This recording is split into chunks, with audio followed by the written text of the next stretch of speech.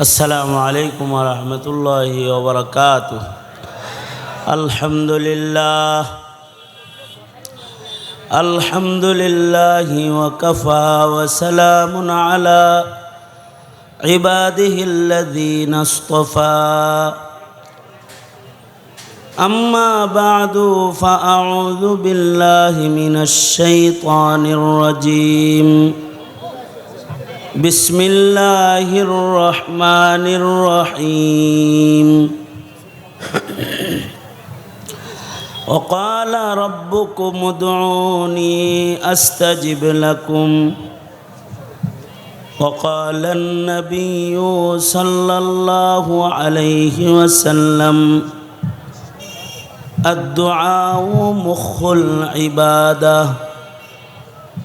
وقال النبي صلى الله عليه وسلم الدعاء هو العبادة، أو كما قال عليه الصلاة والسلام. اللهم صل على محمد وعلى آل محمد كما صليت على إبراهيم وعلى آل إبراهيم إنك حميد مجيد. اللهم بارك على محمد وعلى آل محمد كما باركت على إبراهيم وعلى آل إبراهيم إنك حميد مجيد. উসওয়ায়ে হাসানা আয়োজিত দুদিনব্যাপী মহতী সম্মেলনের আখিরি রজনী মোহতারাম সভাপতি, উপস্থিত হযরত বুজুর্গ উলামায়ে কেরাম, সম্মুখপানে সমবেত দিন প্রিয়, ইসলাম প্রিয়, দিনদার ইমানদার মুমিন মুসলমান ভাইরা, পর্দার আড়াল থেকে আলোচনায় শামিল মা বোনেরা, বিশ্বজগতের মালিক, বিশ্ব প্রতিপালকের বিশ্ব দরবারে কালিমাত শকর যে মহান রব্বুল আলামিন অত্যন্ত দয়া পরবর্ষে করুণার আবরণে ঢেকে জালিসুর রহমান, বেহেশতের টুকরা বাগান, জান্নাতের এই বাগবাগিচার মধ্যে দাওয়াত ও তবলিগের নিসবতে উলামাদের সোহবতে আল্লাহ তাআলা আসার বসার তৌফিক দান করেছেন। এজন্য মালিকের দরবারে শকরগুজার হই, কালিমাত শকর পড়ি, জবান খুলে ভক্তি ভরে মোহাব্বতে পড়ুন আলহামদুলিল্লাহ। আল্লাহ পাক চান যে আমাদের জিন্দগির যত হাজত আছে, আমাদের জীবনের যত প্রয়োজন আছে, আমাদের যত চাহিদা আছে, সকল চাহিদা পূরণে, সকল প্রয়োজনে আমরা যেন আল্লাহ ছাড়া আর কারোর দ্বারস্থ না হই, এটা আল্লাহ তাআলা চান। এবং আল্লাহ তাআলা এই চাওয়াকে বাস্তবায়ন করার জন্যে শরীয়তে ইসলামে আহম একটি ইবাদত আল্লাহ তাআলা দান করেছেন, সেটা হলো দোয়া নামক ইবাদত। মানব জীবনে মানুষের যত হাজত হবে, যত প্রয়োজন হবে, বান্দার যত চাহিদা হবে, সকল চাহিদা পূরণে মানুষ শুধুই মাত্র আল্লাহ পাকের দ্বারস্থ হবে এবং সকল কিছু আল্লাহর কাছে চাইবে। এ চাওয়ার জন্য আল্লাহ তাআলা দুআর ইবাদতকে শরীয়তে ইসলামে স্বতন্ত্র মুস্তাকিল একটি ইবাদত হিসেবে দান করেছেন। আল্লাহর রাসূল সাল্লাল্লাহু আলাইহি ওয়াসাল্লাম বলেন, আদ-দুআউ হুয়াল ইবাদাহ। দোয়া আল্লাহ পাকের কাছে করা, চাওয়া, দরখাস্ত পেশ করা, এটা মুস্তাকিল, এটা স্বতন্ত্র একটি ইবাদত যা আল্লাহ তাআলা বান্দাকে দান করেছেন। এবং যত ইবাদত শরীয়তে ইসলামে আছে সকল ইবাদতের মগজ হলো দোয়া। মানব দেহে মাথার ভেতরের মগজের অবস্থানটা যেমন শরীয়তে ইসলামে সকল ইবাদতের ভেতরে দোয়ার অবস্থানটা ঠিক তেমন। অর্থাৎ দোয়া একটি শরীয়তে ইসলামের সকল ইবাদতের ভেতরেই গুরুত্বপূর্ণ একটি অধ্যায়, যে মানুষ আল্লাহর কাছে চাবে, আল্লাহর কাছে দোয়া করবে, আল্লাহর কাছে ভিক্ষা চাইবে, আল্লাহর দ্বারস্থ হবে। কারোর যদি কোনো কিছুর হাজত হয় তাহলে দাবি হলো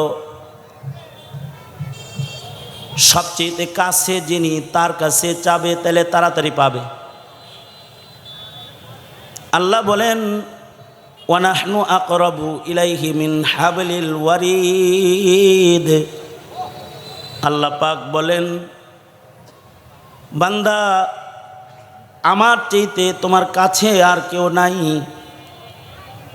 তোমার ঘরের শাহরগটা যতটুকুন কাছে, আমি তোমার মনিব তোমার তার চাইতে অনেক বেশি কাছে। নাহনু আকরাবু ইলাইহি মিন হাবলিল ওয়ারিদ। সুতরাং দাবি তো আকলেরও এটাই, যে সবচেয়ে কাছে যিনি তার কাছেই আমি আমার সকল দরখাস্ত পেশ করব। আমার যা জরুরত আছে সব আমি কাছে যে তার কাছে চাইব তো তাড়াতাড়ি পাইব। এটা আকলেরও দাবি।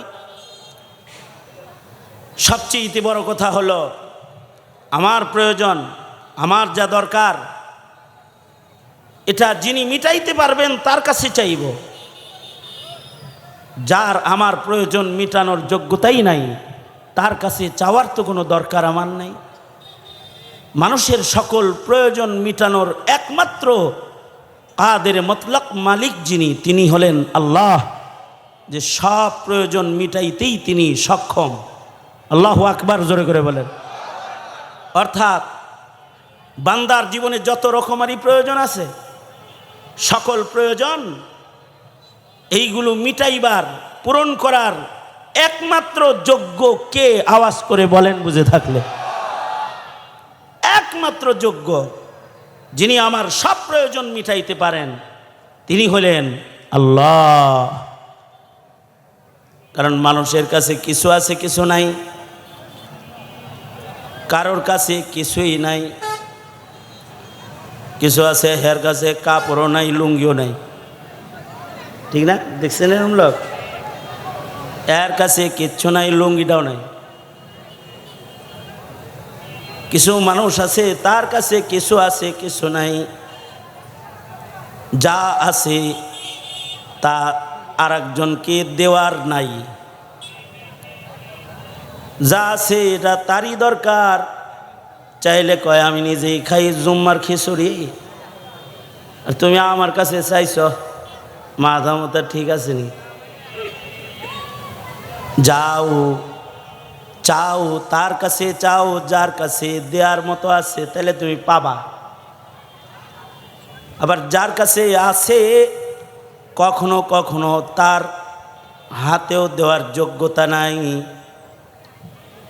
আছে কিন্তু সাথে নাই। ফকিরে যদি ধরে আর যদি বলে দিয়া যান ভাই, কিছু দিয়া যান, হাতে নাই।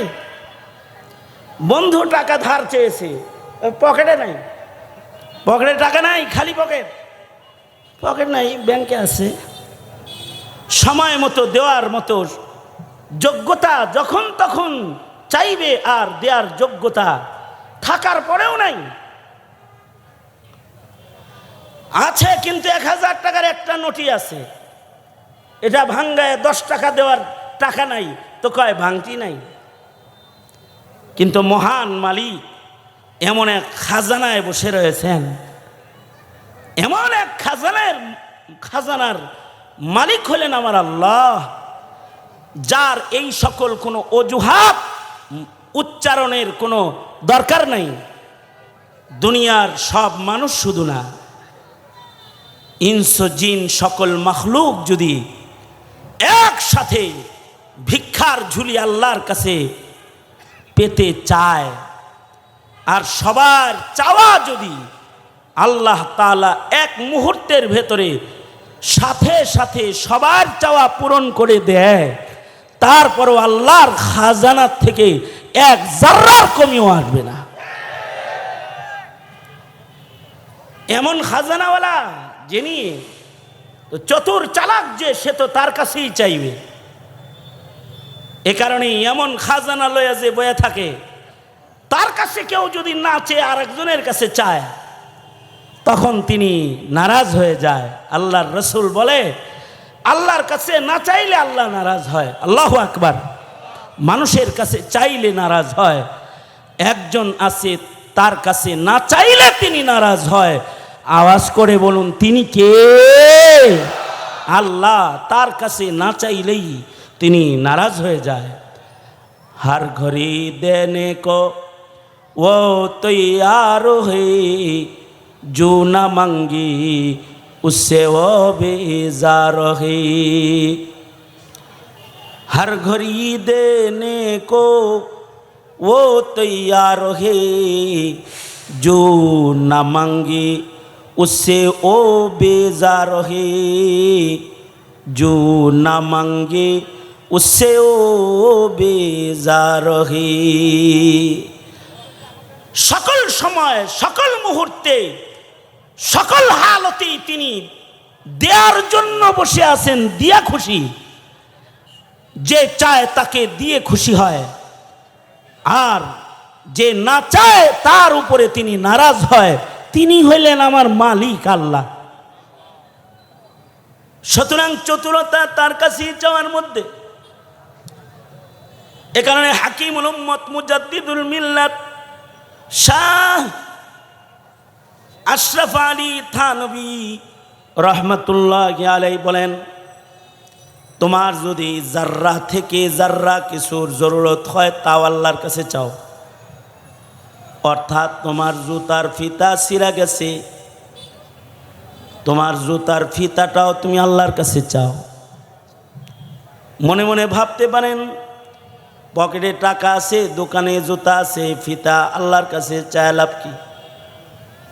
হযরত থানভী বলেন, তোমার পকেটে টাকা আছে, দোকানে জুতা আছে, জুতা আর ফিতা যে পায়ে লাগাইবা, এটার মালিক তো আল্লাহ হইতে পারে।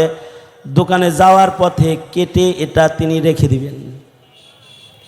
বহু মানুষ আছে, ঘর থেকে পা নিয়ে বের হয়েছে, কিছু সময় পরে রাস্তায় পা রেখে হসপিটালে ঢুকে গেছে।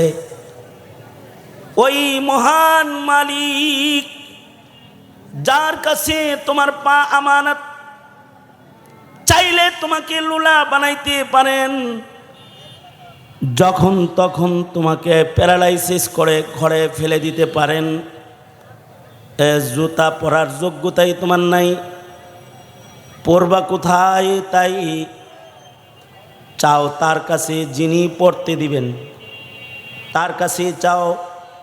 বলুন তো, পরার যোগ্য পা দেনেওয়ালা কে? আল্লাহ তাআলা দিবেন জুতা, পরার যোগ্যতা। জুতা তুমি দোকানে চায় লাভ কি, আর পকেটে তাকায় লাভ কি? সুতরাং তোমার যদি জুতার ফিতাও ছিঁড়া যায়, এটাও তুমি আল্লাহর কাছে চাও। হযরত থানভী বলে, তোমার যদি অসম্ভব কিছু চাইতে মনে চায়, তোমার যেই চাহিদাটা পৃথিবীর কেউ পূরণ করার ক্ষমতা রাখে না, এমন কিছু যদি তোমার চাইতে মনে চায়, তাহলে সেটাও দুনিয়ায় অদৃশ্য থেকে তোমার সামনে এনে দেওয়ার যোগ্য একজন আছেন। কে তিনি? আওয়াজ করে বলেন। তিনি এই অযোগ্যতা না দেওয়ার অযোগ্যতা থেকে তিনি পুত পবিত্র। তার শান সুবহানাল্লাহ, তার শান, তিনি পুত পবিত্র, ত্রুটিমুক্ত। আওয়াজ করে জোরে বলেন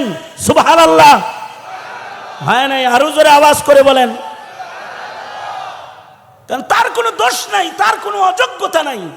অযোগ্যতার ত্রুটি থেকে তিনি মুক্ত। যার কোনো অক্ষমতা নাই তিনি কে?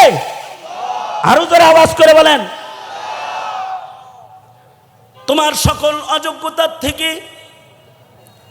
তুমি রেহাই পাইতে পাবা না। হাজার যোগ্যতার ভেতরে তোমার কিছু অযোগ্যতা আছে। এ কারণে তুমি বান্দা হিসেবে তুমি অযোগ্য। আমি বান্দা হিসেবে অযোগ্য। বান্দা হিসেবে তুমি অক্ষম, বান্দা হিসেবে আমি অক্ষম। অযোগ্যতা আছে, সব যোগ্যতা তোমার নাই, বরঞ্চ কদম কদম অযোগ্যতায় ঘেরা তোমার জীবন। তোমার মালিক তোমায় তৌফিক না দিলে তোমার এক কদম চলার শক্তি নাই, এক পলক তাকানোর ক্ষমতা নাই। सरापा आजिज़ी होने ने बंदा कर दिया हमको। सरापा आजिज़ी होने, सरापा आजिज़ी होने ने बंदा कर दिया हमको। वगरना हम खुदा होते जो दिल बे आरज़ू होता। सरापा आजिज़ी होने ने बंदा कर दिया हमको। वगरना हम खुदा होते जो दिल बे आरज़ू होता। কামনা বাসনার দরখাস্ত ব্যতিরেকে তোমার জিন্দেগীর এক জাররা একটা কাজ বাস্তবায়নের যোগ্যতাই তো তোমার নাই। তুমি এতটাই অযোগ্য, তুমি এতটাই অক্ষম। কিন্তু একজন আছেন অক্ষমতার এক জাররা যার নাই, তিনি সবকিছুর উপরে সক্ষম।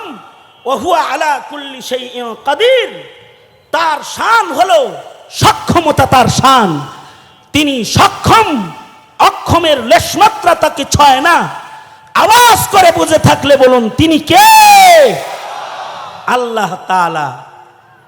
সক্ষম, তিনি অক্ষম না। আপনি অক্ষম, আমি অক্ষম, জাহাদুল ইসলাম সাহেব অক্ষম। ওনাকে বললাম আমি 10 মিনিট 15 মিনিট কথা বলে জায়গা, আমি শারীরিকভাবে অসুস্থ, অক্ষম। উনি বলল আমি আপনার চাইতে বেশি অক্ষম। কারণ কি? কারণ হলো কয়েকদিন আগে আমি নামাজ পড়তে যাই, নামাজরতই অজ্ঞান হয়ে পড়ে গেছি। আপনি তো আর নামাজরত অজ্ঞান হয়ে পড়েন নাই? না, পড়ি নাই। আর আমার কথা বলা নিষেধ, আমি অক্ষম আপনার চাইতে বেশি। এরকম কোন অক্ষমতা আমার আছে, জাহাদুল ইসলামের আছে, আপনার আছে, শেখ হাসিনার আছে অক্ষমতা, ডক্টর ইউনূসের অক্ষমতা আছে, আমেরিকার প্রেসিডেন্টের অক্ষমতা আছে, ভারতের মোদির অক্ষমতা আছে, রাশিয়ার প্রেসিডেন্টের অক্ষমতা আছে। অক্ষমতার লেশমাত্রা একজনের নাই। তিনি কে? আওয়াজ করে বলেন তিনি কে? তিনি আল্লাহ। তার কোনো অক্ষমতা নাই। তিনি সবকিছুর উপরে কাদের মুতলাক, তিনি সক্ষম। আর আমরা হইলাম অক্ষম গ্রুপ অফ ইন্ডাস্ট্রিজ লিমিটেড। অক্ষম গ্রুপ অফ ইন্ডাস্ট্রিজ লিমিটেড, সব আমরা অক্ষমের জামাত ইনসান। মানুষের চাইতে অক্ষম তো আর কোনো প্রাণী নেই। মানুষ এতটা অক্ষমতা নিয়ে চলাফেরা করে। আল্লাহ বলে তোর চাইতে উট সক্ষম। আফালা ইয়ানজুরুনা ইলাল ইবিলি কাইফা খুলিকাত। আল্লাহ বলে নিজের দিকেও চা আর উটের দিকেও তাকায় দেখ, দেখ কতটা সক্ষম করে বানাইছি। তোকে পিঠে করে, তোর মাল সামান পিঠে করে মরুভূমির উপর দিয়ে জাহাজ হয়ে হেঁটে যায়, এক চুল টলে না। সক্ষমতা তোর চাইতে বেশি দিয়েছি। আফালা ইয়ানজুরুনা ইলাল ইবিল। মানুষ বলতে অক্ষম। আপনারা কি একটু দুনো হাত উপরে তুলবেন?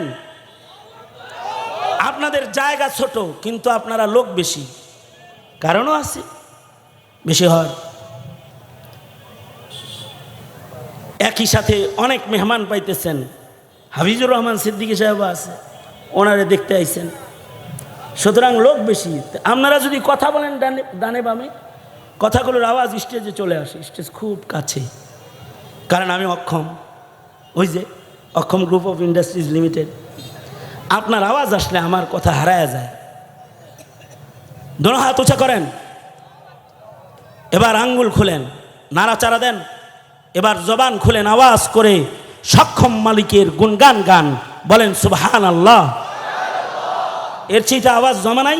স্বাধীন বাংলাদেশ এখন কেউ বলবে না আসতে বলো আল্লাহর নাম, বলবে না কেউ।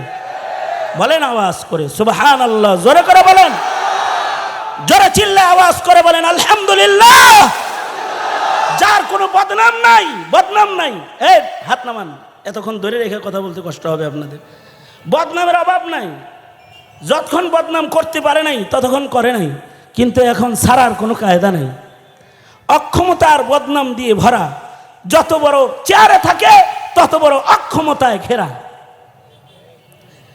শেখ হাসিনা কত সুন্দর করে মাছ পাকাইলো, গোস পাকাইলো, সব কিছু পাকায়া পাতিল আর কড়াই সব ভরলো, কিন্তু অক্ষমতা এতই যে হেলিকপ্টারে চলে উড়াল দিয়ে দাদার দেশে চলে গেল। এক লুকমা খাওয়ার যোগ্যতা হলো না, এক লুকমা খাওয়ার যোগ্যতা নাই। এ হলো অক্ষমতা। অক্ষমতা সরাপা আজিজি হোনে, सरापा आजिजी होने ने बंदा कर दिया हमको, सरापा आजिजी होने ने बंदा कर दिया हमको, वगरना हम खुदा होते जो दिल बे आरज़ू होता, वगरना हम खुदा होते जो दिल बे आरज़ू होता। অক্ষমতা আমাদের, আর এই এদিকে তাকান, অক্ষমতা আমাদের, আর সক্ষমতা কার? জোরে আওয়াজ করে বলেন আল্লাহর হলো সক্ষমতা। কতদূর সক্ষমতা জানো? পৃথিবীর কেউ তোমাকে মরে গেলে জীবিত করতে পারবে না। আর আল্লাহ তাআলা উজাইর রে মাইর রে জেতা করে দেখায়, দেখছো মারছিলাম 100 বছর পরে জেতা করলাম তোমারে। সুবহানাল্লাহ। আগামীকালকে বললেন, কারণ আছে, শুনতে পান পড়ে, বাইরে আওয়াজ বেশি ভেতরে আওয়াজ কম, এই জন্য সুবহানাল্লাহ বলতে শিখাইয়া দেওয়া লাগে, শিখাইয়া দেওয়া লাগে। অর্থাৎ মাইরা আবার 100 বছর পরে মাটিতে মিশে যাওয়া উজায়েরকে আবার 100 বছর পরে জিন্দা করেছে কে?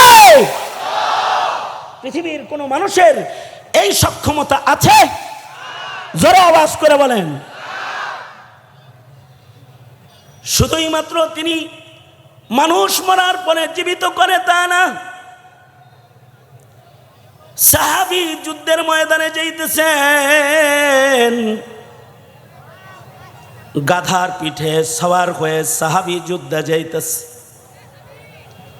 ঘোর সওয়ার সাহাবীরা আগে আগে যায়, দুর্বল গাধা নিয়া সাহাবী যুদ্ধে চলছে। ঘোড়ার সাথে গাধা দৌড়ে পারে না, জলদি যাওয়ার জন্য লাগাম টেনে ধরেছে।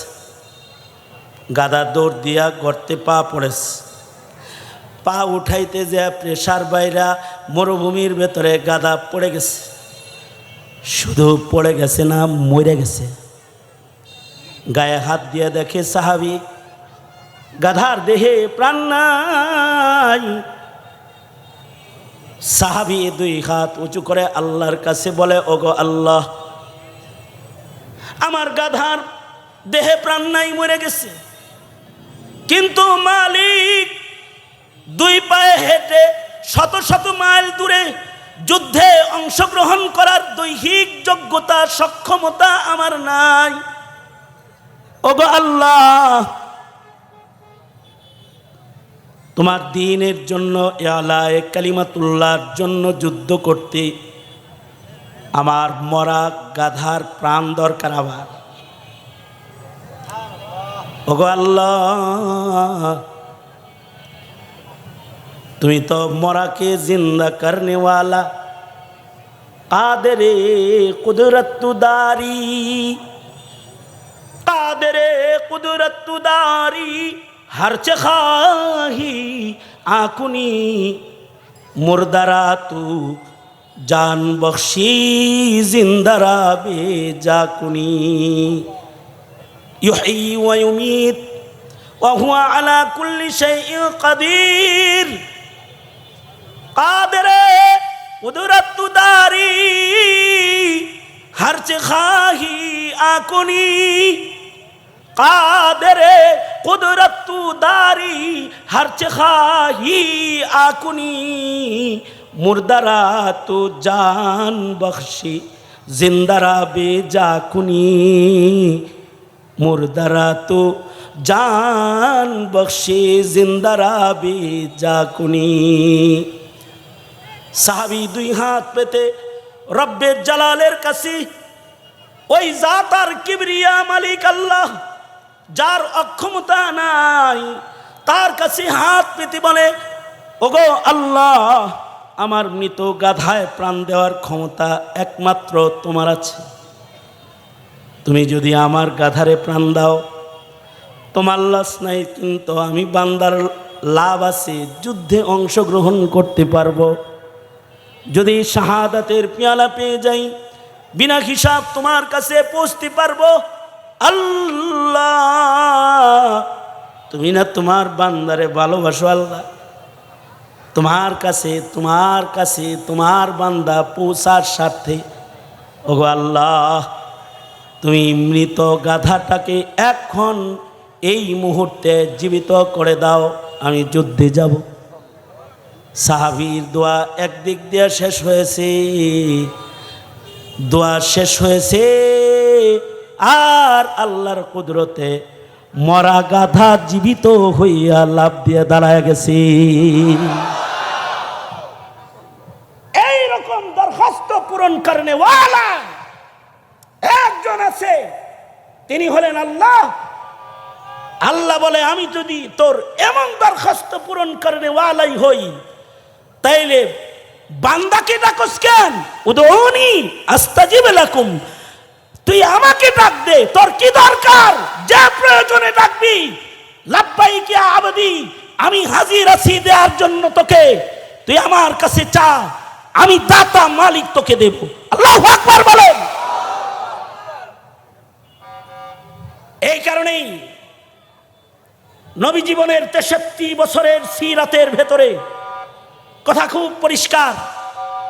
নবী জিন্দেগীর 63 বছরের সিরাতের ইতিহাসের ভেতরে আল্লাহর রাসূল জিন্দেগিতে কোনোদিন কোন মানুষের কাছে নিজের জন্য হাত পাতে নাই। সুবহানাল্লাহ। আগামীকাল বলেন মিয়া, কতটুকুন বলছি? নবী জিন্দেগীর 63 বছরের হায়াতে, অথচ এতিম অবস্থায় পয়গম্বরের জন্ম হয়েছে।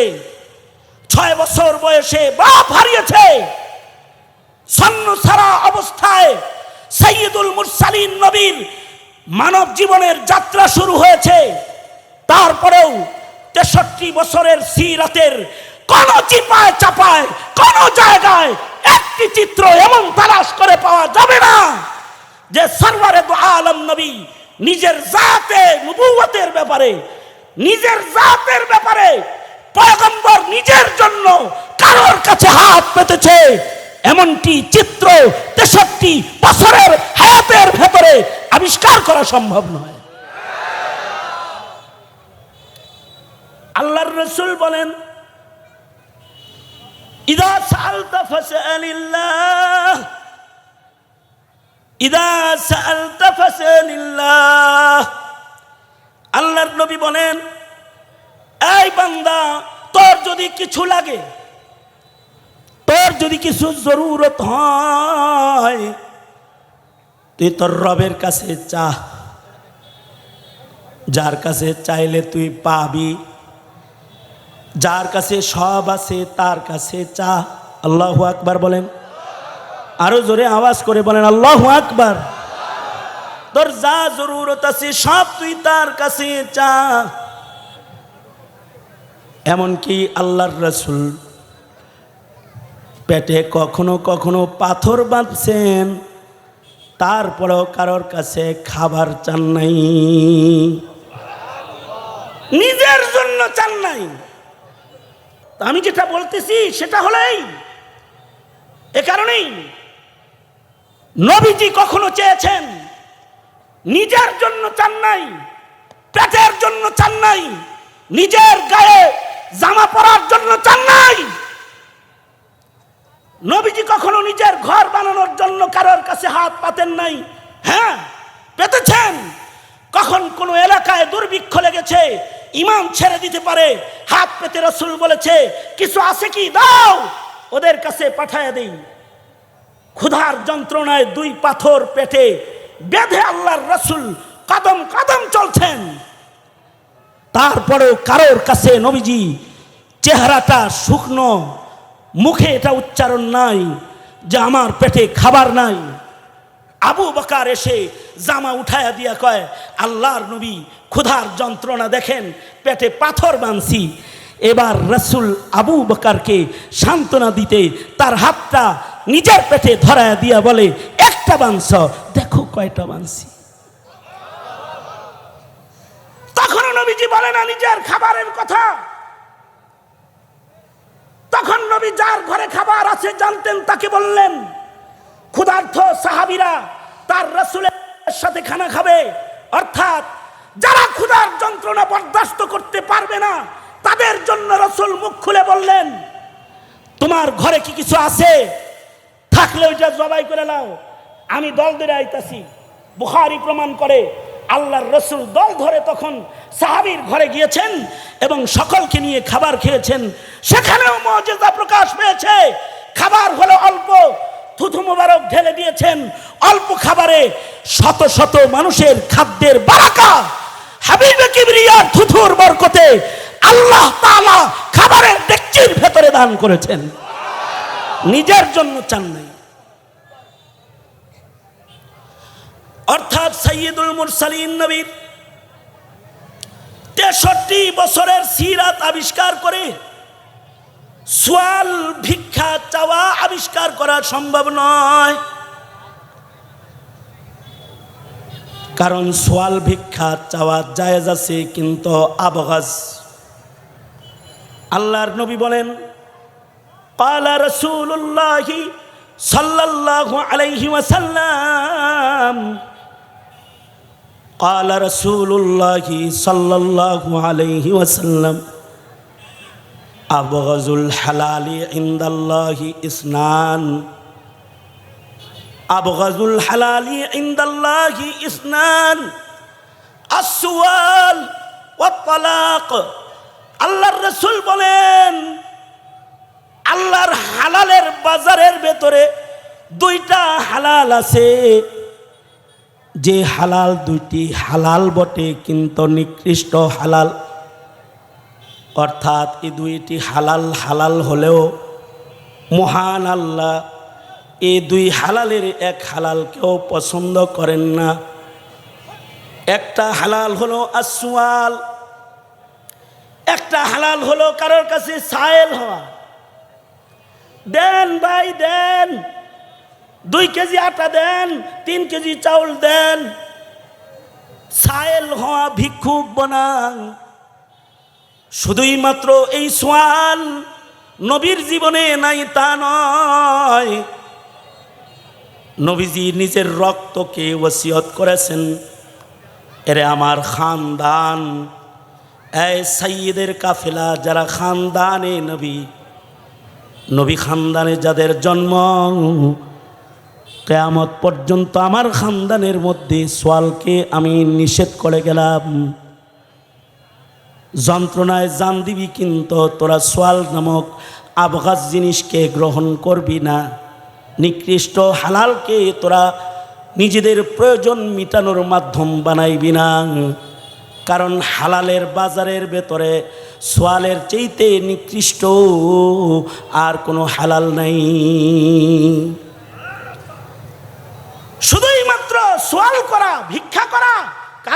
কাছে চাওয়া এটা নিকৃষ্ট হালাল নয়। নিকৃষ্ট হালালের লিস্টে আরেকটা জিনিস আছে, সেটা হলো তালাক। তালাক, যে তালাকের অধিকার উম্মতকে দেয়া হয়েছে, উম্মত বিবির যন্ত্রণা যদি সইতে না পারে তাহলে তালাক দিয়ে বৈবাহিক সম্পর্ক বিচ্ছিন্ন করার ক্ষমতার তিনটি কথা শব্দ প্রতিটি বিবাহিত পুরুষকে আল্লাহ তাআলা মালিকানা দান করেন। যদি ঘর সংসার জৈমেনা উঠে আর যদি শান্তি না পায়, তাইলে সে তার বিবিকে বলতে পারে তালাক, তালাক, তালাক। কয়বার? 3 বার বলতে পারে, জায়েজ আছে। কিন্তু নিকৃষ্টতম জায়েজ, জায়েজ আছে বলেই তরকারিতে লবণ কম হইছে যায় কও 1 তালাক, বিবি মশারি টানায় নাই যায় কও 2 তালাক, শ্বশুর বাড়ির থেকে খাট আইছে যেটা কাঠ পছন্দ হয় নাই কও 3 তালাক। খবিস কোথাকার! এরকম কাজের জন্য, তালাক ব্যবহার করার জন্য ইসলাম তোকে তালাক শব্দ দেয় নাই। তালাকের ব্যবহার কোথায় করবি? আল্লাহর রাসূল সাল্লাল্লাহু আলাইহি ওয়াসাল্লাম, নবীজির বিবির সংখ্যা হলো 11টা। তোমার বিবির সংখ্যা 1 পিস, 1 পিস, 1 পিস। যদি পিস বাড়ায় 2 বানাও, 3 বানাও, 4 পর্যন্ত ঠেকতে পারবা, 5-এ যাওয়ার অধিকার তোমার নাই। তার মানে হলো সর্বনিম্ন 1 বউ, উপরে গেলে হ্যাঁ, সর্বনিম্ন 1 বউ, আর উপরে উঠলে 4 বউ। এর চাইতে বেশি তো আর বাড়াইতে পারবে না তুমি। আর নবীজিকে আল্লাহ তাআলা 11 জন দান করেছেন। সুবহানাল্লাহ। আগামীকাল আগামীকাল আগামীকাল আবার ওয়াজ হবে তো। নবীজির শান, নবীজিকে আল্লাহ তাআলা 11 বিবি দান করেছেন। তোমার একটা পালতে তালাকের জরুরত বেশি নাকি 11টা পালতে তালাকের জরুরত বেশি? কি অঙ্ক বুঝো না এখন? তোমার একটা পালতে তালাকের জরুরত বেশি নাকি 11টা পালতে তালাকের জরুরত বেশি? 11টা পালতে যদি তালাকের জরুরত বেশি হয়, 63 বছরের হায়াতে নবীজি এক জায়গায়ও তালাক ব্যবহার করে নাই, অথচ হালাল আল্লাহর রাসূল তালাক দেয় নাই।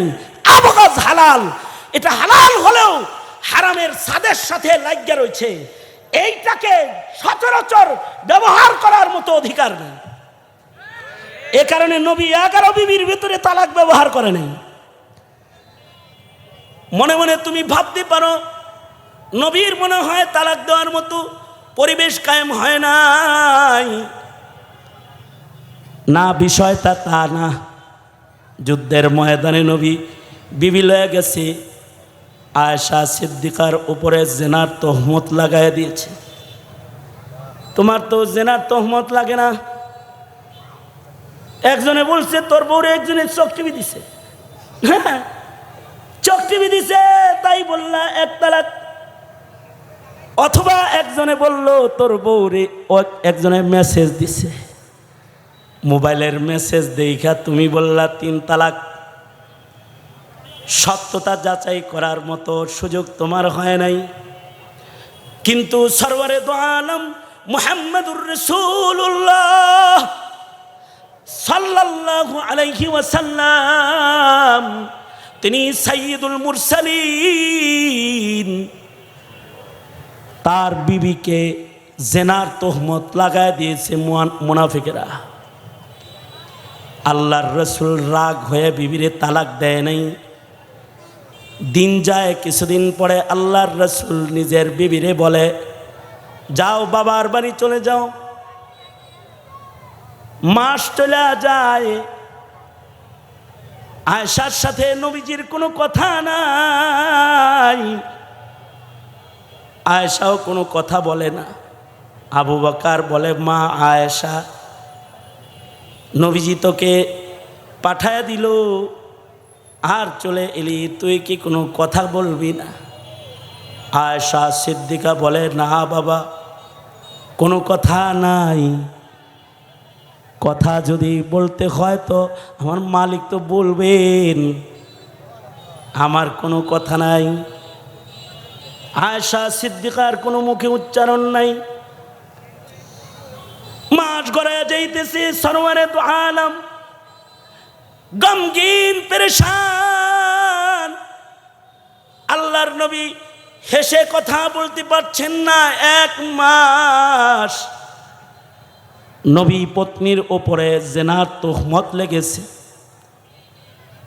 এত বড় কঠিন মুহূর্তেও সাইয়্যিদুল মুরসালিন রাহমাতুল লিল আলামিন নবীর মুখে তালাক শব্দ উচ্চারণ হয় নাই। ধৈর্যের চরম পরাকাষ্ঠা মুহাম্মাদুর রাসূলুল্লাহ সাল্লাল্লাহু আলাইহি ওয়াসাল্লাম আসমানের দিকে তাকায় আছে। উম্মুল মুমিনিন হযরত আয়েশা আসমানের দিকে তাকায় আছে। হযরত আয়েশা সিদ্দিকার চোখের পানিতে ঘর ভিজে যায়, জায়নামাজ ভিজে যায়, বিছানা ভিজে যায়। সরওয়ারে দু আলম নবীর সাথে আয়েশা সিদ্দিকার প্রেম চিত্রে নবীজির বুক ভেসে যায়। তারপরেও মুখে তালাকের উচ্চারণ নাই। আল্লাহ পাকের আরশ, আল্লাহ পাকের মাখলুকাত আল্লাহ পাকের জবান খোলার অপেক্ষায় রয়েছে। আল্লাহ তাআলা শেষ পর্যন্ত নিজের হাবিবের মুখ বন্ধ জবান আর মুনাফিকদের হাউকাউ বন্ধ করার জন্যে আল্লাহ আর চুপ থাকতে পারে না। আল্লাহ তাআলা উম্মুল মুমিনিনের জন্য তহারাতের 10টি আয়াত নাজিল করে দিয়েছেন। হযরত আয়েশা বলে, চুপ ছিলাম বটে, চোখের পানি ঝরছে বটে, কষ্ট করেছি বটে, কিন্তু আমার কারণে মহান রব্বুল আলামিন জবান খুলেছেন। আর আল্লাহ তাআলা নারীদের ভেতরে একমাত্র নারী আমার পবিত্রতায় মহান আল্লাহ আল্লাহর কালামে 10টি আয়াত কিয়ামত পর্যন্ত দান করেছে। এরপর আল্লাহর রাসূল তালাক শব্দ উচ্চারণ করে নাই। কাহিনী এক জায়গায় নয়, বিবির সাথে গন্ডগোল হইছে। নবী আরবি বলে, এই জিনিস জীবনে আর কোনোদিন খাবো না, আল্লাহর কসম। নবীজি কসম খায় কয়, দুধ খামু না, মধু খামু না, বয়ের লগে রাগ কইরা। আল্লাহ তাআলা হাবিবের রাগ ভাঙ্গাইতে জানে, রাগ কইরাই থাকবো, এর বাইরে আর যাইবো টাইবো না তো আমার দোস্ত। রাগ ভাঙ্গাইতে এবার বলে, লিমা তুহাররিমু মা আহাল্লাল্লাহু লাক। এই বন্ধু আমার, এটা বেডির জন্য আমি হালাল করছি, এটা হারাম বানাইতে হইব? আল্লাহু আকবার জোরে করে বলেন। ঝগড়া লাগে নাই তা না, বিবাদ লাগে নাই তা না, বউয়ে তেরা কথা কয় নাই তা না।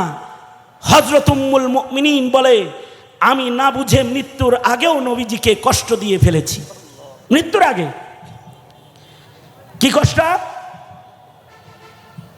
মরজে মৌতের যেদিন মরজে মৌত শুরু হলো, আল্লাহর রাসূলের দর্দে সর, মাথা ব্যথা যেদিন শুরু হলো আল্লাহর নবীর, নবীজি জান্নাতুল বাকি কবরস্থান থেকে ঘরে এসেছেন। আল্লাহর রাসূল সাল্লাল্লাহু আলাইহি ওয়াসাল্লাম কবরবাসীর সামনে দাঁড়িয়ে কবর জিয়ারত করে উম্মতের বরজখের চিন্তায়, এই কবরে আমার উম্মত কেমনে থাকবে, এই চিন্তায় নবীজির বিদায়ের শেষ লগ্নে দর্দে সর, মাথা ব্যথা শুরু হয়ে গেছে। আল্লাহর রাসূলের রগ ফুলে গেছে, মাথা ব্যথা শুরু হয়ে গেছে। বিবিদের কাছ থেকে রুখসাত নিয়ে হযরত আয়েশা সিদ্দিকার কামরায় ঢুকে পড়েছে। আল্লাহর নবী হযরত আয়েশা সিদ্দিকার ঘরে ঢুইকা বলে, আয়েশা মাথা ব্যথা করতেছে, আমার মাথায় পট্টি বেঁধে দাও। হযরত আয়েশা বলে, আল্লাহর কি কুদরত, সকাল থেকে আমার নিজের মাথা ব্যথা করতেছে, আমি পট্টিটা বাঁধা রাখছি মাথায় কেবল, আর কবর জিয়ারত করে ঘরে ঢুকে কয় মাথা ব্যথা, পট্টি বেঁধে দাও। হযরত আয়েশা বলে, বিবি যেমন স্বামীদেরকে বলে থাকে বিবিরা, আমি তেমনই রসুলকেও বললাম, আমার মাথা দেখা নিজের মাথা ব্যথা শুরু করছেন, আমার মাথা ব্যথা দেখা, আমার পট্টি দেখা আপনার এখন পট্টি বাঁধতে মনে চাইছে?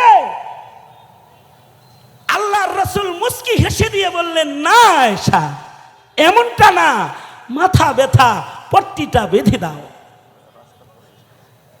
হযরত আয়েশা বলে, ওই যে আমার নবী মাথা বালিশে নুয়াইছেন, আর নবী সেজদা দিতে পারে না। আল্লাহর রাসূলের ইমামতি বন্ধ হয়ে গেল। আল্লাহর রাসূল সাহাবীকে ডেকে বলে, যাও আবু বকর কি বলো ইমাম হইয়া নামাজ পড়াইতে। ইমামতির মুসল্লায় দাঁড়ায় নামাজ পরিচালনা করার মতো মাথা আমার নাই, আমি মাথা নোয়াইতে পারি না, সেজদা দিয়া উঠাইতে পারি না। হযরত আবু বকর বলে, রাসূলে আরবীর যায় নামাজে দাঁড়ায় নামাজ পড়ানোর সাহস আমার নাই। আল্লাহর রাসূল বলে, আবু বকর কি বলার নবী নির্দেশ করেছেন। আবু বকর নবীর মুসল্লায় দাঁড়ায় গেছেন। নির্দেশ যদি নবীর হয়, আবু বকর জানে নবী নিজের থেকে কিছু কয় না। এই নির্দেশ যদি রাসূল করে থাকে, আসলে এই নির্দেশটা নবীর নিজের নয়, নির্দেশটা আসলে কার? জোরে আওয়াজ করে বলেন। अपनी मर्जी से कभी कुछ नहीं कहते आका, अपनी मर्जी से कभी, अपनी मर्जी से कभी कुछ नहीं कहते आका, जो खुदा कहता है सरकार ही कहते हैं, जो खुदा कहता है सरकार वही कहते हैं। ওইদিকে আমি যেতে চাই না, আমি যেটা বলতে চাই সেটা হলো এই, হযরত আয়েশা বলেন, মরার আগ দিয়েও রাসূলকে গুতাগুতি করছি আমি, কিন্তু নবীজি বিবিদের সাথে ওই পর্যন্ত যান নাই যেই পর্যন্ত গেলে পরে তালাক উচ্চারণ করতে হয়। কারণ নবী জানেন হালালের বাজারে এটা নিকৃষ্ট হালাল। এ কারণে 63 বছরের জিন্দেগিতে তালাক উম্মতরে ইমার্জেন্সি দরজা হিসাবে দিয়ে গেছেন বটে, কিন্তু রাসূলে আরবী 11 বিবির কারোর সাথে এটা উচ্চারণ করেন নাই, উচ্চারণ। উম্মত হয়ে এটারে সস্তা মাল বানাইছো। হ্যাঁ, বাজ্যা গরম ভাত রেডি হয় নাই, যে কয় 1 তালাক, 3 তালাক, 14 গোষ্ঠী তালাক, কে দিয়েছে অধিকার তোকে? এ কারণেই মৌলবীরা অত বহু তালাক দেয় না বেটা, আবিষ্কার করতে পারবি ইল্লা মাশাআল্লাহ পার্সেন্ট কম, কারণ তারা জানে তালাক জায়েজ, কিন্তু দিলে আল্লাহ নারাজ। এ কারণে বদ আচরণকারী বিবিকেও বহু বুজুর্গ পাইলে গেছে। এক বুজুর্গ আল্লামা সাদি বলে, এক বুজুর্গের কাছে এক লোক মুরিদ হইছে, হাদিয়া তো বলে পীরের বাদ গেছে, যে কয় শায়েখ আসেননি গো, বয়ে কয় কারে শায়েখ কস গো, কয় কেন অমুকের বাড়ি না আমার শায়েখ পিসাব, কয় হে বাদাই না আবার পীর হইল কবে?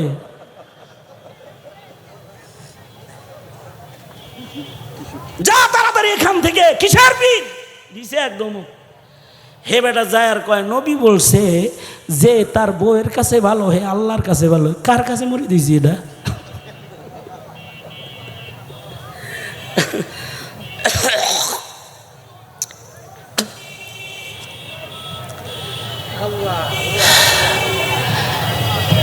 কপালটাই খারাপ, একটা দুর্মুষার কাছে মুড়ি দইছে বউয়ের কাছে ভালো না, কপাল আমারই ভালো না রে, কার কাছে ধরা খাইছি।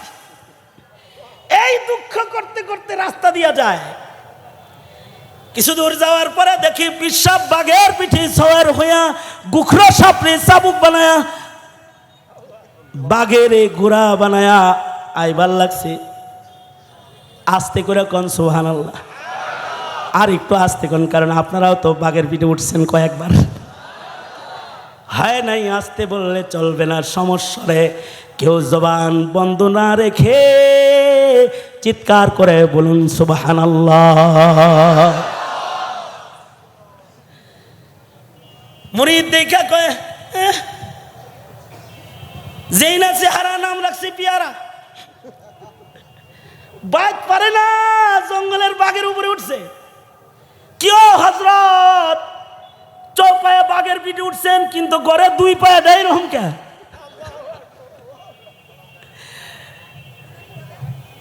আমি তো আর বুঝতেছি কি করলাম, কি হইল। পীর সাহেব কয়েক গারনা সবরম মি কাশি দে বারে জন কে কাশি দে শেরে নর বেগারে মন। পীর সাহেব কয় ওইটা আমার গারে উঠে। এজন্যে আল্লাহ তাআলা জমিনের হিংস্র গুলারে বলছে, এই বউ হের গারে উঠে, তো করে নির্দেশ করলাম ও তোদের গারে উঠবো, কথা কবি না। ও বিবির অত্যাচার সহ্য করে, তোরা ওর অত্যাচারকে সহ্য করবি। যা কিছু দেখবার লাগছ, সেজদা জিকির তেলাওয়াত রোজার নফল ইবাদত তার আওয়াবিন শাস্তের কারামত না।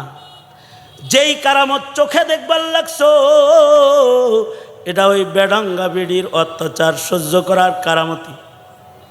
গারনা সবরম মি কাশি দে বারে জন কায় কাশি দে শেরে নর বেগারে মন। আরো কারণ আছে, কারণের ভিতরে আর একটা কারণ হলো, তুমি যদি মুমিন হতে চাও, নিজের জন্য যেটা অপছন্দ করো, পরের জন্য এটা অপছন্দ করো, তখন মুমিনান, মুমিন হয়ে যাও।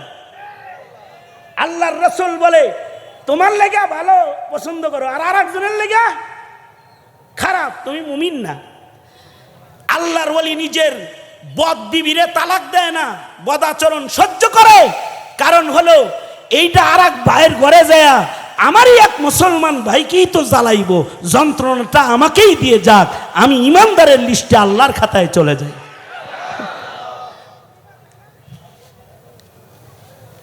আরো কারণ হলো বউয়ে না গরম, মেয়ে আর ছেলে যে কয়টা ঘরে হয়েছে এটি তো নরম। অর্থাৎ উলু বাগানে মুক্তা ছড়ায় অনেক সময়, অনেক সময় বাগান তো খারাপ কিন্তু গাছ খুব ভালো একটা হয়ে গেছে। বাগান তো খুব চেতা কিন্তু ছেলে হাফেজ, মুফতি সাহেব, মুহাদ্দিস সাহেব, মেয়ে রাবেয়া বসরি, আবেদা, সালেহা, জাহেদা।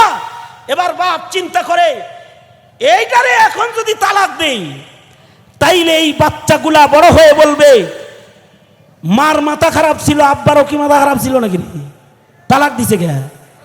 যদি কষ্ট করে মারে রাখতো তাইলে তো আমাদের এই ছন্ন ছাড়া হালত হইতো না। আব্বা কি একটু সহ্য করতে পারলো না সন্তানদের দিকে চায়া? নিজেরটাই বুঝলো, ছেলে মেয়েরটা বুঝলো না। আরো কারণ আছে, আরো কারণ হলো, মূল কথা হলো হযরত থানবী বলেন এই বুজুর্গ আল্লাহর কাছে খালি দোয়া করে, কারণ মানুষের দিল পাল্টানোর শক্তি পৃথিবীর কোনো অস্ত্র দিয়া হয় না। পুলিশ বাহিনী দিয়া বাঙালির দিল পাল্টান যায় না, আর্মি দিয়াও দিল পাল্টান যায় না। দিল পাল্টানে वाला একমাত্র আল্লাহ। দিল যদি পাল্টা যায়, পুলিশের গুলিকে তোয়াক্কা করে না, আর্মির অস্ত্রকে তোয়াক্কা না করে রাজপথে দাঁড়িয়ে গণভবনের ইট খুলে লয়ে যায়, ইট খুলে লয়ে যায়। কারণ দিল পাল্টানো, দিল কন্ট্রোল করার ক্ষমতা অস্ত্র দিয়ে হয় না, জোর দিয়ে হয় না।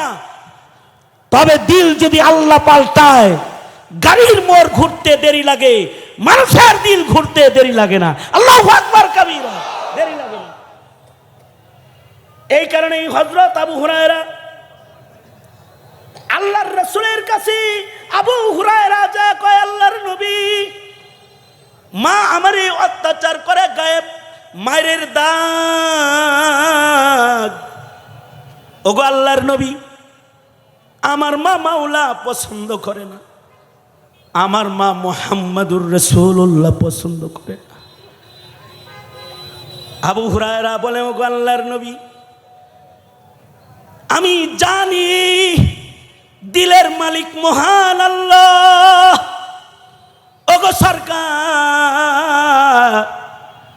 সন্তান হইয়া পয়গম্বরের কাছে দরখাস্ত, ছাত্র হইয়া উস্তাদের কাছে ভিক মাংতেছি, আপনি একটা দোয়া একটু আকাশের দিকে হাত তুলে করেন, আর আপনি আল্লাহর একটু বলেন, আমার আল্লাহ যেন আবু হুরায়রার মায়ের দিলটারে ঘুরায়া দেয়। আপনি একটু আবু হুরায়রার মার জন্য একটু দোয়া করুন, আমার মার জন্যে। সরকার গো, আপনি দোয়া করলে মহান আল্লাহ দিল পাল্টায় দিবি। আবু হুরায়রার চেহারা দেখা আল্লাহর নবী আর দেরি করে নাই, দুইটা হাত আকাশের দিকে তুইলা বলে, ওগো আল্লাহ, তুমি আমার আবু হুরায়রার মায়ের দিল ঘুরায় দাও। একদিকে নবীর দোয়া শেষ হয়েছে, আর একদিকে আবু হুরায়রা রসুলের দরবার থেকে নিজের মায়ের দরজার দিকে দৌড় দিয়েছে। আবু হুরায়রা বলে, আমি দেখতে চাইলাম, আমি আবু হুরায়রা আমার দরজায় আগে যাই না, আমার নবীর দোয়া আগে যায়। আবু হুরায়রা বলে, উম্মতেরা রে, দুনিয়াবাসীকে আবু হুরায়রা বলে, উম্মতেরা রে, আমি দৌড় দিলাম, মায়ের দরজায় যে দাঁড়া দেখি আমার আগে রাসূলের দোয়া ঘরে চলে গেছে। মা আমার দরজা বন্ধ করে ঘরে গোসল করতেছেন, দরজার বাইরে দাঁড়ায় মায়ের গোসলের পানির আওয়াজ পাওয়া যায়। ছোট্ট করে আওয়াজ করে ঘরে বললাম, মা, সন্তান আবু হুরায়রা এসেছি। আবু হুরায়রা বলে, মায়ের কর্কশ আওয়াজ, কর্কশ নাই, কোনো ধমকি নাই, আদরের সুরে মা বলে, বাবা আসছো নাকি? আবু হুরায়রা, একটু দাঁড়াও বাবা, আমি তৈয়ার হইতাছি। মা আমার গোসল করে নতুন জামা কাপড় পরে ইসলামের সাজে নিজের সাজায় আমার সামনে দাঁড়ায় বলে, আশহাদু আল্লাহ ইলাহা ইল্লাল্লাহ, আশহাদু আল্লাহ ইলাহা ইল্লাল্লাহ ওয়া আশহাদু আন্না মুহাম্মাদান আবদুহু ওয়া রাসূলুহু। আল্লাহ পাক বলে, উদউনি উদউনি আস্তাজিব লাকুম। এরে বান্দা, তোর জবান আছে, দুয়ার ইবাদত তোকে দান করলাম, আমায় ডাক দে, ডাকের জবাব আমি দেব। লা তাকনাতু মির রাহমাতিল্লাহ, আমি রবের দুয়ারের রহমত থেকে কখনো মায়ুসি নাই, কখনো তুই নিরাশ হবি না, তোকে আমি দেব, চাবি তুই দেব আমি, চাওয়ার দায়িত্ব তোর, দেওয়ার দায়িত্ব আমি আল্লাহ। আমি আমার এই দীর্ঘ এক সবকের তাকরারে আপনাদেরকে যে কথাটি সবক দেওয়ার চেষ্টা করলাম, সেটা হলো নবী জিন্দেগীর 63 বছরের সিরাতের ভেতরে সুয়াল মানুষের কাছে করার অস্তিত্ব নাই। হ্যাঁ আছে, নবী দিনের জন্য সুয়াল করেছে। আমার আজকের এই সময়ের এই এই এই এখন যে কথাটা আমি বলছি, এটা আমার আলোচনার আজকের আখেরি কালাম, শেষ কথা। মিশরে 3 মুহাদ্দিস, 4 মুহাদ্দিস, মুহাদ্দিসদের ওনার নাম হলো মুহাম্মদ। উজবেকিস্তানে একটা কবরস্থান আছে যেখানে 1700 মুহাদ্দিস ঘুমিয়ে রয়েছে, সবার নাম মুহাম্মদ। মিশরে 4 মুহাদ্দিস, সবার নাম মুহাম্মদ। আশ্চর্য বিষয়, সুবহানাল্লাহ বলার লেগে রেডি হয়ে বহেন, আগেই না খবরটা ডেলিভারি দিয়ে লই। 4 জন মুহাম্মদ নাম, কিন্তু 4 জনের সিনার ভেতরে লক্ষ লক্ষ হাদিস জমা আছে, লাখ লাখ হাদিস। 4 জনের সিনায় লাখ লাখ হাদিস জমা করতে 4 সিনা লাগে না? এই উম্মতের এক একজন মানুষের সিনায় লক্ষ লক্ষ হাদিস আছে। আবু যুরআ রাজির সিনার ভেতরে 6 লাখ হাদিস ছিল। শামসুদ্দিন জাহাবি সম্পর্কে বলা হয়, শামসুদ্দিন জাহাবিকে যদি আকাশে বসায় বলা হয় নবীর সব হাদিস একা বলো, শামসুদ্দিন জাহাবি একা সব হাদিস বলতে পারবে। হাফিজ ইবনুল হাজার আসকালানি, ওনার ব্যাপারেও আমাদের কোন কোন আকাবির বলেছেন, শারিহুল বুখারী হাফিজ ইবনুল হাজার আসকালানি শুধুই মাত্র 1 লাখ হাদিসের হাফেজ না। আনোয়ার শাহ কাশ্মীরি রহমতুল্লাহ আলাইহি বলতেন, হাফিজুদ দুনিয়া, সারা দুনিয়ার হাফেজ হলো ইবনুল হাজার আসকালানি। আর যিনি ইবনুল হাজার সম্পর্কে কথা বলেছেন, তিনি হলো মাকতাবাতুন আযীমাতুন হাইয়াতুন নাতিকাতুন, চলতি ফিরতি জিন্দা একটা কুতুবখানা, আর লাইব্রেরির নাম হলো আনোয়ার শাহ কাশ্মীরি। একটা সিনার ভেতরে লক্ষ লক্ষ হাদিস জমা। তাই যদি হয় 4 মুহাম্মদের সিনার ভেতরে কত হাদিস আছে? আশ্চর্য বিষয় হলো এই 4 জন পণ করেছে সাফহাত মিন সাবরিল উলামা, ইলমে দ্বীনের খাতির আলেমদের এটি সবরের পাতা। এই 4 জনে পণ করেছে যতদিন বেঁচে থাকবে তারা তাদের বুকে রক্ষিত সকল হাদিসকে কাগজের উপরে কলমে লিখে অস্তিত্বে রেখে নবীর উম্মতের কাছে পৌঁছায়া দিবে। চিল্লায়া জোরে বলেন আল্লাহু আকবার কাবীরা। এবার তাদের বিয়ে শাদী নাই, যেমন ইমাম নববী বিয়ে করে নাই। ইমাম নববী এমন কোনো বিষয় নাই যে বিষয়ে কিতাব পড়ে লেখে নাই। এই 4 হাফেজ সাহেব খতিবুল উম্মাহকে নিয়ে আসেন। আজকে একসাথেই ছিলাম সকালবেলায়ও, রাবেতাতুল ওয়াইজিনের প্রোগ্রাম হয়েছে ঢাকায়, একসাথে ছিলাম। 4 মুহাম্মদ পণ করেছে, জীবনে আর কিছু করব না।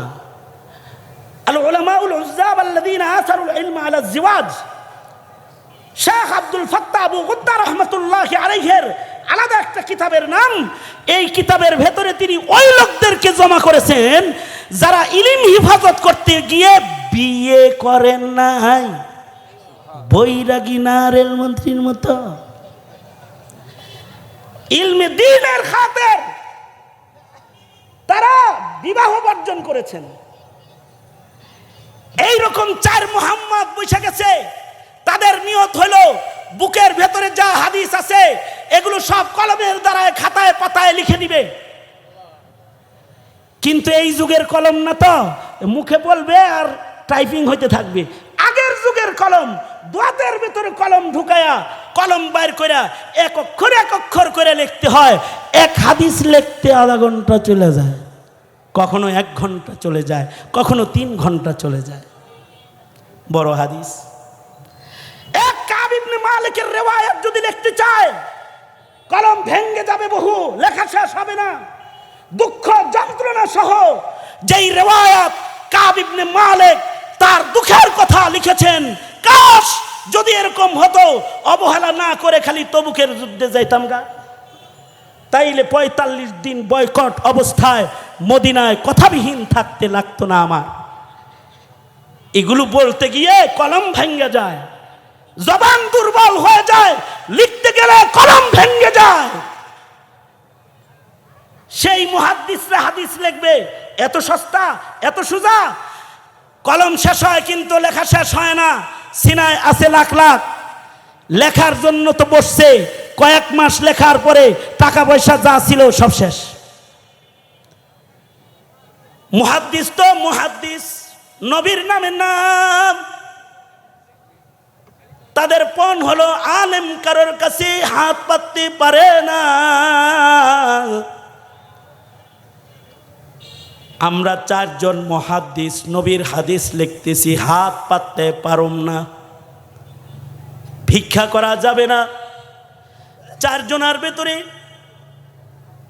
মশওয়ারা চলতেছে, প্রতিদিন একজন বাজারে যাবে, সে ইনকাম করবে, তিনজন লিখতে থাকবে, একজনের ইনকাম তিনজনে খাবে।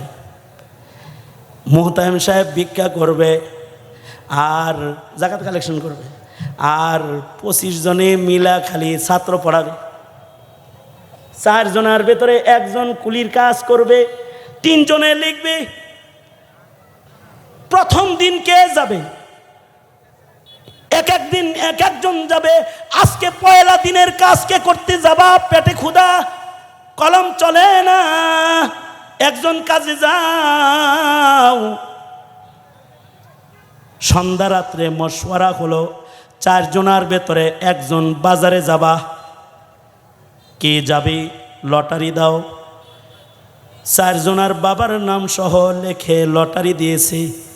যার নাম, চক্ষু বন্ধ করে ওঠা, যার নাম উঠবো সে যাইব। চোখ বন্ধ করে 4 মুহাম্মদের কাগজের ভেতর থেকে একটা কাগজ তুলেছে, নাম লেখা উঠেছে মুহাম্মদ বিন নাসির রহমতুল্লাহি আলাইহি। 4 মুহাম্মদের ভেতরে এই মুহাম্মদের সকাল বেলায় বাজারে যেতে হবে। এই মুহাম্মদ বিন নাসির, তুই সকালে বাজারে যাবি, আমরা লিখব। ঠিক আছে, লাব্বাইক। রাতের বেলায় মুহাম্মদ বিন নাসির চিন্তা করে, বাজারে যাবো, ভালো কাজ যদি পাই সাথীরা ভালো খানা খাইব, মহাজন যদি ভালো হয় অল্প কাজ করায়া মায়না বেশি দিব, আর যদি মহাজন খারাপ হয় কাজ বেশি করায়া কইব টাকা 3 দিন পরে নিস। যদি 3 দিন পরে টাকা নিতে কয় বন্ধুদেরকে কি খাওয়াবো? তাই বাজারে যাওয়ার আগে আল্লাহকে বলতে হবে, আল্লাহ একটা ভালো মহাজন মিলায়া দিও। রাতের বেলায় মুহাম্মদ বিন নাসির দোয়া করতেছে, ওগো আল্লাহ একটা ভালো মহাজন দিও।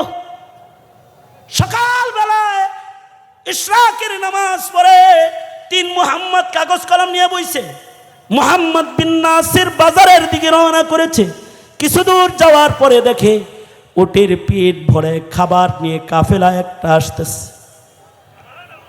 মুখোমুখি হয়ে গেলে, নাম কি তোমার? মুহাম্মদ বিন নাসির আমার নাম। কাফেলার আমির উটের পিঠ থেকে লাফ দিয়া নাইমা গেছে। তোমার নাম নি মুহাম্মদ বিন নাসির? আর 3 মুহাম্মদ কই আছে ওরা? আমি বাজারে যাইতাছি, আর 3 মুহাম্মদ নবীর হাদিস বসে বসে লিখতেছে। বাজারে যাইতে হবে না, এই যে আয়া পড়েছি, খাদেম আয়া পড়ছি, চলো যাই ওদের কাছে। চলো, কে তুমি? কি তোমার নাম? আমার নাম আহমদ, আমি এই মিশরের বাদশা। রাতের বেলায় হাবিবে কিবরিয়া সরওয়ারে দু আলম আমায় ডেকে বলেছে, আহমদ রে, তোর রাজ্যের ভেতরে যদি আমার নায়েবে নবী কেউ বাজারে যায় কুলি হয়, হাসরের কঠিন ময়দানে কিন্তু তোকে আদালতে আমি দাঁড় করাই দিই। নবীর নির্দেশে খাবার লয়ে আসছি, নবীর হাদিস লেখা হবে তোমার কাম, আর তোমাদের খেদমত করা হবে মিশরের বাদশাহ আহমদের কাম। আল্লাহু আকবার কবিরা। উদউনি আস্তাজিব লাকুম ওয়া মান ইয়াত্তাকিল্লাহ ইয়াজআল লাহু মাখরাজা ওয়া ইয়ারযুকুহু মিন হাইসু লা ইয়াহতাসিব। এবং এই পরম্পরা, এ ধারা জমিনের মাটির উপরে থাকবে। আজও মাদারসে কওমিয়া চলছে, এ ধারাই চলছে। নবীর নায়েবরা বসে থাকে, আর নবীজি রাতের বেলায় ডেকে ডেকে টাকাওয়ালাদেরকে বলে, উসওয়ায়ে হাসানায় চলে যা, দারুল উলুমে চলে যা, যা কিছু দিয়ে আমার নায়েবরা বয়ে রইছে। আল্লাহর বান্দারা চলে আসে।